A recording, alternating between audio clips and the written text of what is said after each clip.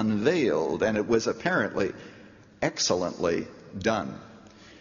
And the principal, in speaking about it, paid tribute to the painter and said these words: "In years to come, when people look at this painting, they will not ask, 'Who is that man?'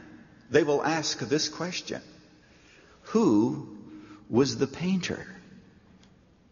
And I want you to know that throughout all of eternity, when we are on display before angels and demons, and if they still are around, though they will not be in that context, but as we are on display as trophies of God's grace forever, nobody is going to ask, "Who are these people?" People are going to ask, "Who was the Redeemer to take these miserable, selfish, bigoted sinners and exalt them to the right hand of God the Father?" The first purpose of redemption, my friend, is always God. It's not us. Paul says in the book of Romans, he says, God set forth Christ. Why? To declare his righteousness. Salvation is always first for God. But then we get in on the benefits. You'll notice it says that in order that we may show the riches of his grace expressed in his kindness in us, there's a lovely line in Mozart's Requiem in which he says, "O merciful Jesus, remember that I was the cause of your journey."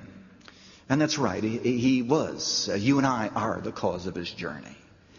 And the first purpose is for God. The second purpose is for us. He comes to redeem his people from their sins, so that throughout all ages, glory might go to God.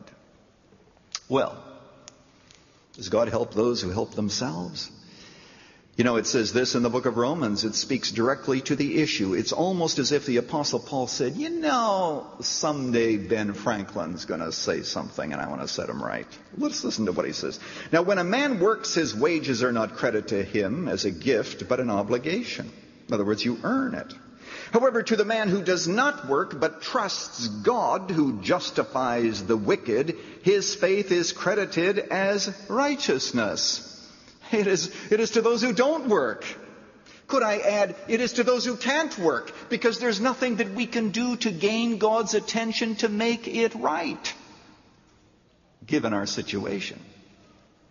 Now, of course, in Ephesians chapter 2, and we're back there for a moment, the Apostle Paul does say that we are saved by grace, and then he says, it is the gift of God. This is verses 8 and 9, which is, of course, the point that I have been trying to make. Verse 10, "For we are God's workmanship, created in Christ Jesus to do good works." Notice this. God helps only those who cannot help themselves when it comes to salvation. But after we are saved, God helps us in order that we might be able to help ourselves, or more accurately, that we may be able to do good works to give him glory. But God always is the one who initiates. God gives that he might receive. God redeems that he might change us and leave us differently than he found us. That is always the work of God. Before salvation, our works are as filthy rags. After our salvation, Jesus Christ makes them acceptable to the Father. Now, today I've been preaching on the grace of God. This is Paul's theme here. Grace is very difficult to accept.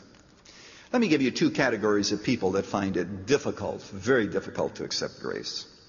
The first are those who have sinned greatly. I'm talking about drug addicts, prostitutes. I'm speaking about child abusers, adulterers, people who have been involved in a lot of sin. They find it difficult to accept God's grace because they say, "I don't deserve it. I don't deserve it." Simon Wiesenthal, in his book The Sunflower, tells the interesting story of when he was in a concentration camp. He was suddenly whisked out of the camp and taken to an army hospital run by the Nazis. He did not know why he was there.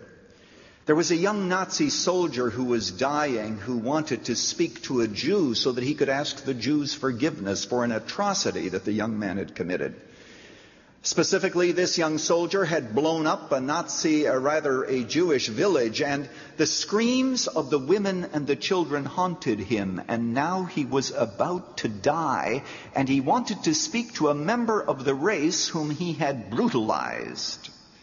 And that's why Wiesenthal was brought into the hospital.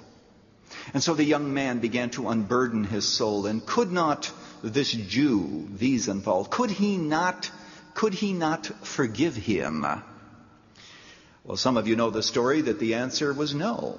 Wiesenthal said that, first of all, he could not take such a terrible atrocity and simply grant absolution or forgiveness. Number two, he could not speak on behalf of the dead, he said, who had experienced these atrocities.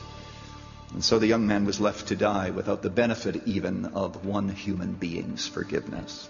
Afterwards, Wiesenthal thought to himself, I'd like to know whether or not I did right. And he wrote a letter to 32 different people, respected in various disciplines, and told them the story and said, what would you have done? 26 said, you did right. There's no way you can speak for the dead. 6 said, you should have taken the high road and at least, as a human being, have granted the young Nazi his forgiveness before he died. Dr. Erwin Lutzer with part 3 of The Lie That God Helps Those Who Help Themselves. The last of 10 lies about God and why you might already be deceived. Tomorrow, more on Wiesenthal's dilemma and final thoughts on the final lie. Running to Win comes to you from Chicago's Moody Church. 10 Lies About God can be yours as a series on CD, cassette, or MP3. For full information, call toll-free 1-800-215-5001. That's 1-800-215-5001. Don't forget, this broadcast is supported by listeners like you. This is Dave McAllister. Tomorrow, join us for our next Running to Win.